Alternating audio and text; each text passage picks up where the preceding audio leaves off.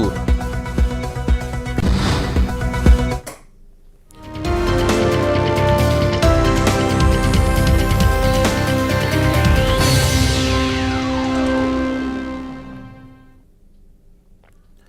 नमस्कार, मैं हूं आशीष त्रिपाठी, आपके साथ हमारे छत्तीसगढ़ देख रहे हैं आप। और रायपुर से इस वक्त की बड़ी खबर, खेल मंत्री का बड़ा बयान। छत्तीसगढ़िया ओलंपिक में भ्रष्टाचार का आरोप लगाया है खेल मंत्री टंकराम वर्मा ने। बड़ा बयान देते हुए कहा कि इसका स्वरूप बदलने से युवाओं को लाभ। राजीव युवा मितान क्लब में भ्रष्टाचार हुआ, सभी भ्रष्टाचार की फाइल्स खुलेंगी। अलंकरण पुरस्कार रोके गए, टंकराम वर्मा ने कहा। और ये गंभीर आरोप लगाए हैं पूर्व की सरकार पर, वर्तमान सरकार में खेल मंत्री टंकराम वर्मा ने। उनका कहना है कि इसका स्वरूप बदलने से युवाओं को लाभ होगा। और खेल मंत्री टंकराम वर्मा ने एक बड़ा बयान देते हुए कहा कि छत्तीसगढ़िया ओलंपिक में बड़े पैमाने पर भ्रष्टाचार हुआ है।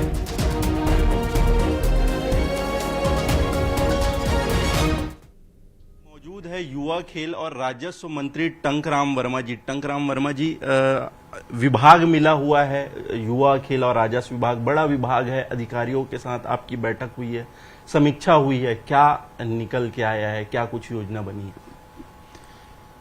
अभी हमने विभाग के बारे में जानकारी लिया तो खेल युवा कल्याण विभाग में बहुत से जिले में अधिकारी नहीं है, स्टाफ नहीं है।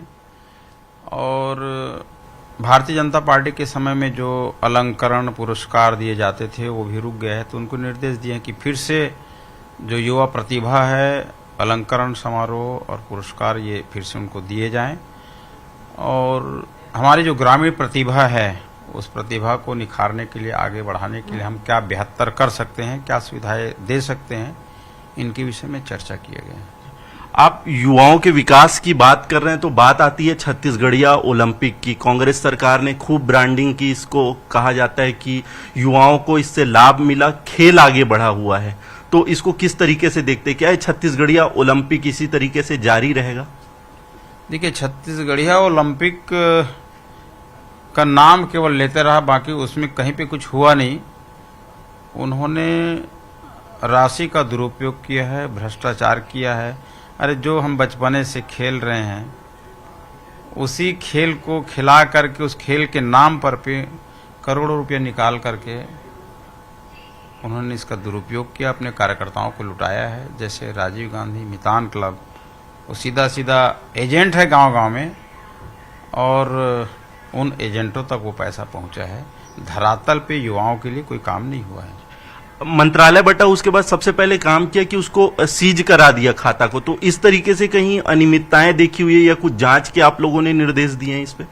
नहीं, वो तो देख, हर गांव में वही स्थिति थी कि राजीव गांधी मितान क्लब के नाम से लाखों रुपया एक एक गांव में अपने जो एजेंट हैं, एजेंट को ही उसमें समिति बना दिए, पदाधिकारी बना दिए, उनके खाते में पैसा चला गया, पर उसमें कुछ हुआ नहीं। पैसा को निकाल करके दिखाने के लिए 2-4 हजार खर्चा करके कुछ मेमेंटो को लाके बांट देते थे। तो सारी अनियमितता दिख रही थी। इसलिए सभी मंत्रियों ने और हमारे कुछ विधायक साथियों ने सीएम साहब से मांग की कि भाई इस पे रोक लगना चाहिए। तो उस पे मुख्यमंत्री जी ने रोक लगा दिया।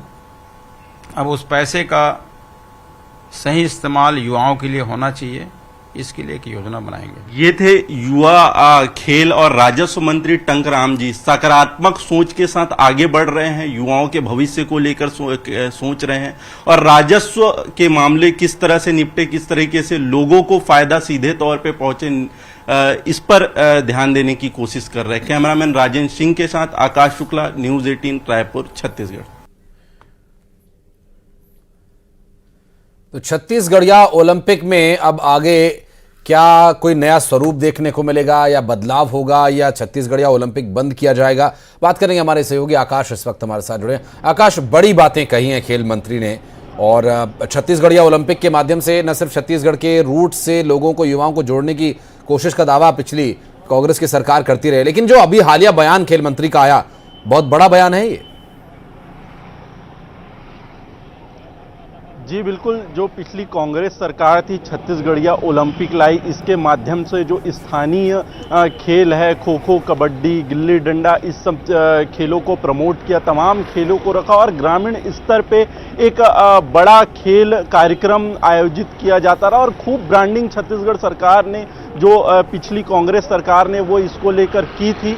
लेकिन अब सरकार बदल गई है तो जो कांग्रेस की योजनाएं हैं उस पर भी ग्रहण लगता नजर आ रहा है। इस पे आप देख सकते हैं कि छत्तीसगढ़िया ओलंपिक की बात खेल मंत्री ने किस तरीके से की है। युवा मितान जो योजना थी उसकी बात जो सीधे तौर पे खेल मंत्री ने कही है छत्तीसगढ़िया ओलंपिक को लेकर कि वो बंद हो सकता है, उसको लेकर विचार कर रहे हैं। योजना को फिर से किस तरीके से क्रियान्वयन होगा और बेहतर युवाओं को कैसे लाभ मिले इसका सोचा जा रहा है। उन्होंने सीधे तौर पे आरोप लगाया है कि छत्तीसगढ़िया ओलंपिक के माध्यम से युवाओं को ठगने का काम। बिल्कुल, और ये आगे युवाओं के साथ ठगी ना हो इसके लिए बड़ा आरोप लगा रहे हैं और इस पर जांच की भी बात कह रहे हैं खेल मंत्री। बहुत बहुत शुक्रिया आकाश आपका इस पूरे मामले पर जानकारी देने के लिए। और बढ़ते हैं आगे, रायपुर से बड़ी खबर, हड़ताल पर सीएम की बैठक। ड्राइवर्स की हड़ताल को लेकर सीएम ने बैठक बुलाई है और छत्तीसगढ़ में ट्रक चालकों की हड़ताल को लेकर मुख्यमंत्री विष्णुदेव साय बैठक ले रहे हैं। अधिकारियों के साथ मुख्यमंत्री की यह बैठक जिसमें डीजीपी, आईजी, एसपी, कलेक्टर बैठक में शामिल हैं और सीएम ने जरूरी दिशा निर्देश दिए हैं, उपाय किया जाए और ड्राइवर्स की समस्याओं का हल हो, साथ ही यात्रियों के लिए, आम लोगों के लिए जो रोजमर्रा का काम है वो प्रभावित ना हो। ऐसे में बड़ा निर्णय इस बैठक में लिया जा सकता है। ड्राइवर्स की हड़ताल को लेकर मुख्यमंत्री विष्णुदेव साय बैठक कर रहे हैं। छत्तीसगढ़ में ट्रक चालकों की हड़ताल है जिसके चलते काफी परेशानी खड़ी हो सकती है। ऐसे में डीजीपी, आईजी, एसपी, कलेक्टर सभी बैठक में बुलाए गए हैं जिससे कि सही कदम उठाया जा सके, उचित कार्रवाई की जा सके, ड्राइवर्स को भी परेशानी ना हो, आम लोगों की भी समस्या का हल हो सके। इन सभी विषयों पर बात करने के लिए डीजीपी, आईजी, एसपी, कलेक्टर सभी अधिकारियों को मुख्यमंत्री ने बुलाया है बातचीत करने के लिए। और आपको बता दें कि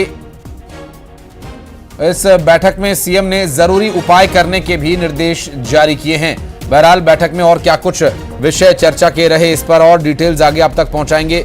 इस बैठक के बाद जो कदम उठाए जाने हैं क्या उससे फर्क पड़ने वाला है हड़ताल पर या लोगों की परेशानी का उससे कुछ हल निकल पाएगा, ये भी देखने का विषय रहेगा। बहरहाल आपको बताते चले हैं कि ड्राइवर्स की हड़ताल पर मुख्यमंत्री विष्णुदेव साय ने बैठक बुलाई है और इस बैठक के माध्यम से मुख्यमंत्री ने सभी अधिकारियों को तलब किया है, उन्हें जरूरी दिशा निर्देश दिए हैं क्योंकि ड्राइवर्स की हड़ताल की वजह से बड़ी समस्या उत्पन्न हो रही है। प्रदेश में आवश्यक वस्तुओं की आपूर्ति प्रभावित हो रही है और ऐसे में इससे निजात पाने के लिए जरूरी कदम उठाए जाने की आवश्यकता है। खुद मुख्यमंत्री इसका संज्ञान लिए हुए हैं और ऐसे में मुख्यमंत्री विष्णुदेव साय ने डीजीपी, आईजी, एसपी, कलेक्टर सभी को इस बैठक में बुलाया है और जरूरी दिशा निर्देश उन्हें दिए गए हैं ताकि किसी भी तरह की अव्यवस्था ना फैले, आम लोगों को इस तरह की परेशानियों से न सिर्फ बाहर निकाला जा सके बल्कि ड्राइवर्स की भी समस्या का हल हो सके। इसके लिए प्रयास लगातार किए जा रहे हैं। इस बैठक के माध्यम से क्या कुछ जरूरी दिशा निर्देश दिए गए इस पर भी डिटेल आगे आप तक पहुंचाएंगे। फिलहाल आपको बता दें कि ड्राइवर्स की हड़ताल पर मुख्यमंत्री विष्णुदेव साय ने बैठक बुलाई है। डीजीपी, आईजी, कलेक्टर, एसपी सभी अधिकारियों को बुलाया गया। युगल तिवारी हमारे सहयोगी इस वक्त जुड़ गए। युगल, बैठक में क्या विषय अभी तक रखे गए हैं, क्या यह माना जाए कि कोई बड़ा फैसला इस बैठक में लिया जा सकता है? ये बिल्कुल देखिए, मुख्यमंत्री विष्णुदेव साय ने जो है उच्च स्तरीय बैठक ली है जिसमें जो मुख्य सचिव, डीजीपी, इसके अलावा कमिश्नर, एसपी और सभी कलेक्टरों को वीडियो कॉन्फ्रेंसिंग के माध्यम से सख्त निर्देश दिए गए हैं कि किसी तरह की अप्रिय स्थिति ना हो। और सबसे बड़ी बात है, इस आंदोलन के दौरान अगर कोई अफवाह फैलाता है, रूमर फैलाता है तो उन पर सख्ती से कार्रवाई करने की बात कही है। और खास तौर पर यह भी कहा है कि आम जनता को चाहे रसद हो, साग सब्जी हो या तमाम जो अति आवश्यक जो सेवाएं हैं उनको लेकर के किसी तरह की दिक्कत है वो नहीं होनी चाहिए। और कानून कानून व्यवस्था सुदृढ़ करने के लिए, बनाने के लिए निर्देश जारी किए गए हैं। सभी जो एसपी को निर्देश जारी किया है और डीजीपी भी खुद इस बैठक में शामिल थे। तो ये कहा जा सकता है कि आंदोलन के दौरान किसी तरह की जो हिंसा की घटना ना हो, किसी तरह की जो विवाद की स्थिति ना हो, उस पर नजर रखने के निर्देश जारी किए गए हैं। अब चूंकि आंदोलन का ये दूसरा दिन है, तो ऐसे में कुछ जगहों से छिटपुट जो घटनाएं हुई है, तोड़फोड़ की भी बात सामने आई थी, तो उसे लेकर के सख्त निर्देश जारी किए गए हैं। कुल मिलाकर इस बैठक का उद्देश्य यही था कि आम जनता को किसी तरह की दिक्कतें ना हो, और अगर कोई जो बातें आ रही हैं तो उसे तत्काल त्वरित तौर पर निराकरण के भी निर्देश दिए गए हैं। कुछ जगहों पर पेट्रोल महंगी बेचने की भी बात आई थी, तो उसके लिए भी अलग से निर्देश जारी किए गए हैं। खाद्य विभाग को भी निर्देशित किया गया है कि इस तरह से किसी तरह से काला बाजारी है जो खाद्य सामग्री की वो ना हो पाए। तो ये कहा जा सकता है कि मुख्यमंत्री विष्णुदेव साय ने जैसे ही इस मामले को उनके संज्ञान में आया, उसके बाद उन्होंने बैठक ली है और सभी अधिकारियों को दिशा निर्देश जारी किए गए हैं। जी, बहुत शुक्रिया युगल आपका इस पूरे मामले पर जानकारी के लिए। और बिलासपुर में पेट्रोल पंप पर मारपीट का मामला सामने आया। दरअसल पेट्रोल पंप कर्मचारियों से युवकों ने मारपीट की। पेट्रोल भरवाने को लेकर विवाद हो गया और मारपीट का वीडियो भी वायरल हो रहा है। आपको बता दें कि सिरगिट्टी स्थित पेट्रोल पंप का यह पूरा मामला, ये देखिए तस्वीरें। मारपीट यहां पर हुई है, पेट्रोल पंप कर्मचारियों के साथ यहां पर मारपीट की है, विवाद हुआ है और विवाद का कारण वहां लोगों की जो भीड़ लगी हुई है। ऐसे में पेट्रोल पंप कर्मचारियों से पेट्रोल भरवाने आए एक शख्स ने मारपीट की और पेट्रोल पंप कर्मचारियों ने भी उसे उचित जवाब दिया। तस्वीरें बिलासपुर से सामने है। पेट्रोल पंप पर मारपीट का वीडियो सामने आ रहा है। पेट्रोल पंप पर मारपीट का ये आलम देखिए। आखिर ये पेट्रोल लेने के लिए जो विवाद हैं वो बढ़ते जा रहे हैं।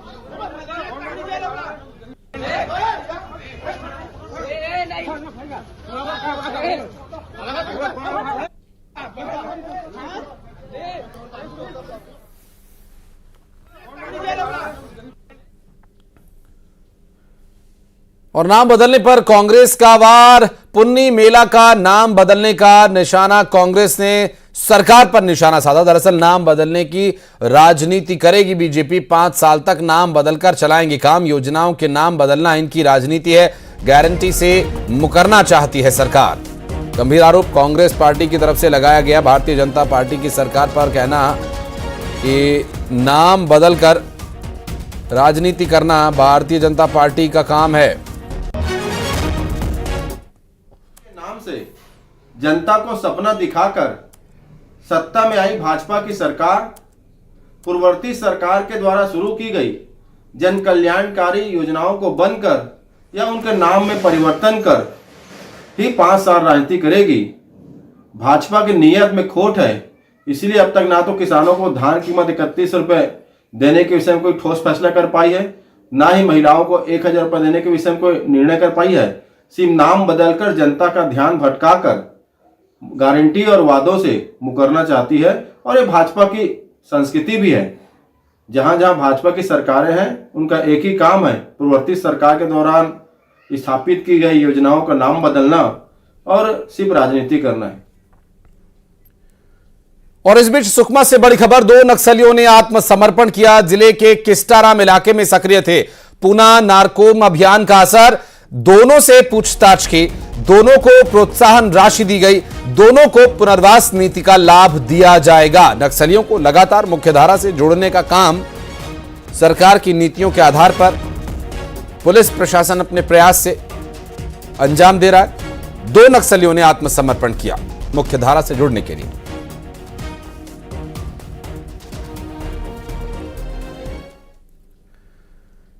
बलरामपुर में किसानों से वसूली का मामला सामने आया। किसानों से वसूले जा रहे पैसे, धान समिति में ये पैसे वसूले जा रहे हैं। वसूली का वीडियो वायरल हो रहा है। खुलेआम किसानों से अवैध वसूली हो रही है। रामानुजगंज मंडी समिति का यह मामला। न्यूज 18 वीडियो की पुष्टि नहीं करता है। वीडियो भी दिखाएंगे आपको। फिलहाल आपको बताते चलें कि किसानों से खुलेआम वसूली की जा रही है अवैध तरीके से। यह वसूली रामानुजगंज मंडी समिति का मामला बताया जा रहा है।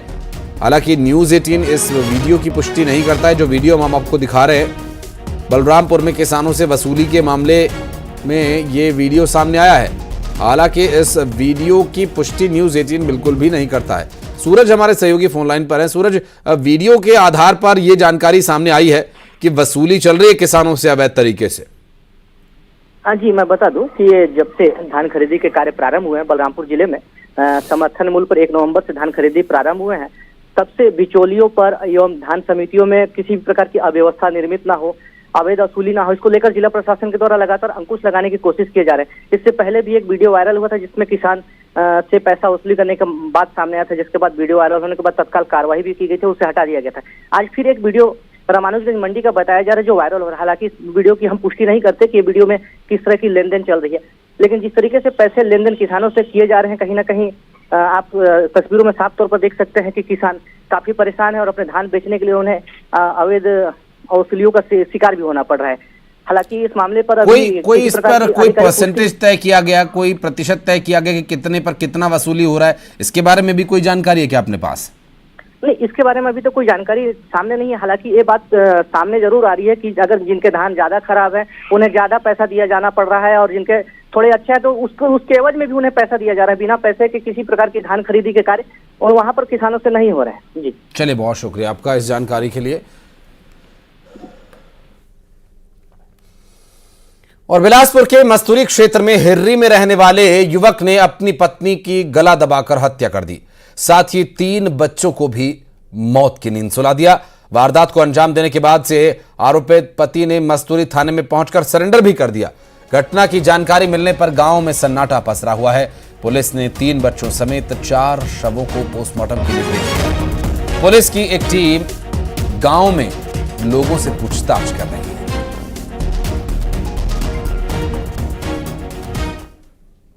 में दिल दहला देने वाली घटना निकलकर सामने आई है और इस वक्त मैं मौके पर पहुंचा हुआ हूं। आप देख सकते हैं कि ये वो घर है जहां पर एक पिता ने पहले अपने 3 बच्चों को मौत के घाट उतारा। जी, आप लोगों को कैसे जानकारी लगी 3 बच्चों की हत्या कर दी गई है? कैसे ये पूरी घटना को अंजाम दिया है आरोपी ने?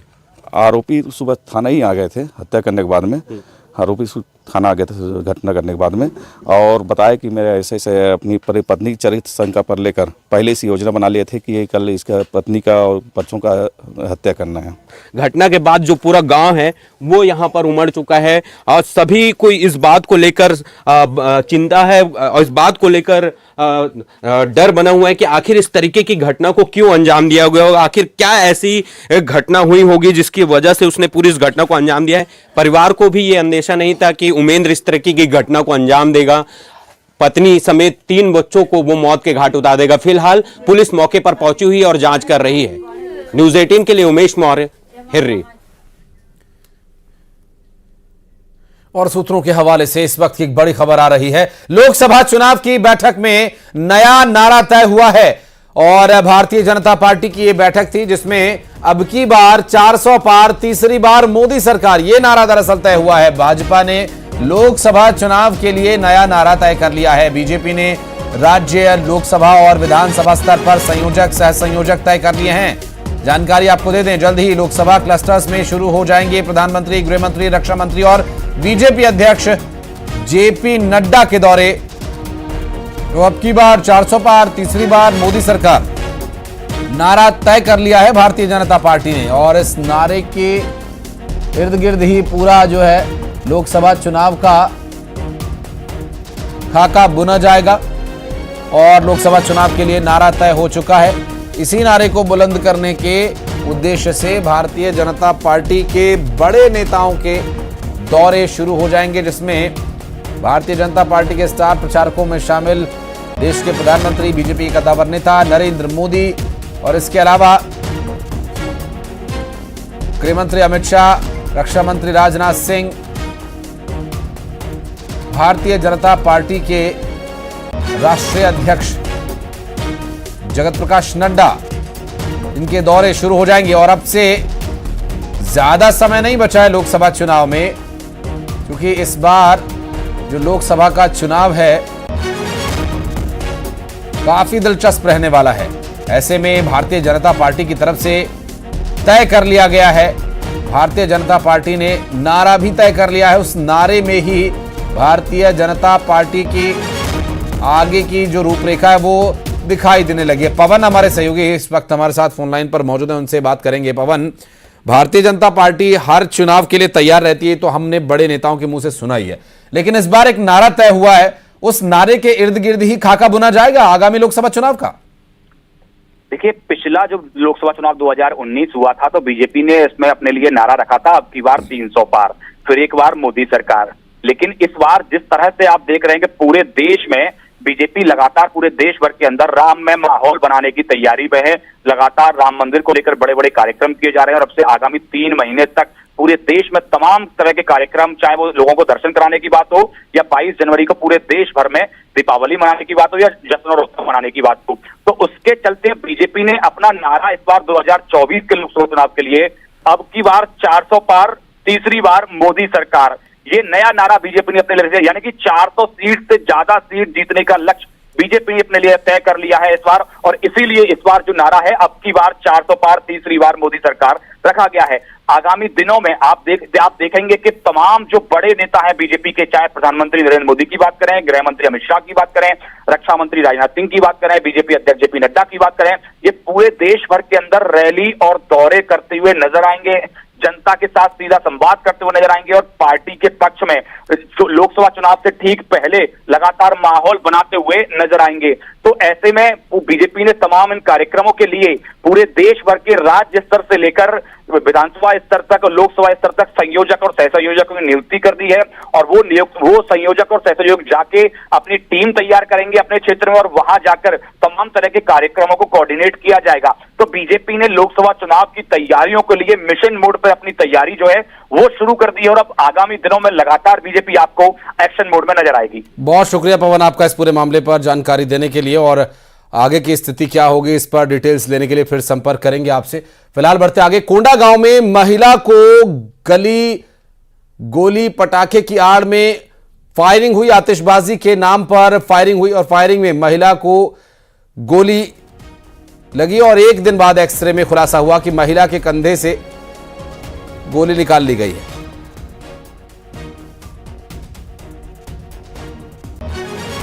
और फायरिंग में एक महिला को गोली लगी थी। दरअसल कोंडा गांव में महिला को गोली लगी है। आखिर ये गोली किसने चलाई, क्यों चलाई, क्या कारण था, और इस बारे में अभी तक कोई डिटेल नहीं मिल पाई है। फायरिंग में महिला को गोली लगी थी और एक दिन बाद एक्सरे में इस बात का खुलासा हुआ, उसके कंधे से जो गोली लगी हुई थी उसे निकाल लिया गया है।